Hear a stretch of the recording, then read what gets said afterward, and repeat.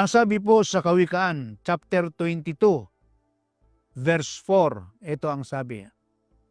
Ang kagantihan sa kapakumbabaan at ang pagkatakot sa Panginoon ay kayamanan at karangalan at buhay. Yan palang pagkatakot sa Diyos ay kayamanan. Ang pagkatakot sa Diyos ay karangalan. Ang pagkatakot sa Diyos ay buhay. Ibig sabihin, buhay na walang hanggan. Ito ang ganti sa mga mapagpakumbaba at mayroon silang banal na pagkatakot sa Diyos. At ito ang mga apostol. Kaya sabi nga sa Bagong Tipan, ako'y naglingkod sa Diyos, sabi ni Pablo, na may buong kapakumbabaan.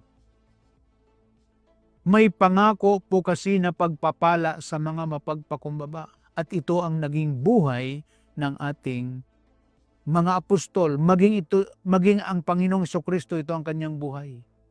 Mangagpakababa kayo sa ilalim na makapangyarihang kamay ng Diyos upang kayo'y kanyang itaas sa kapanahunan. Kung ibig mo na ikaw ay pagpalain, kung ibig mo na ikaw ay itaas ng Panginoon, magsimula ka sa pagpapakumbaba. Ang pagpapakumbaba rito ay ang palagiang pagsunod sa kalooban ng Diyos.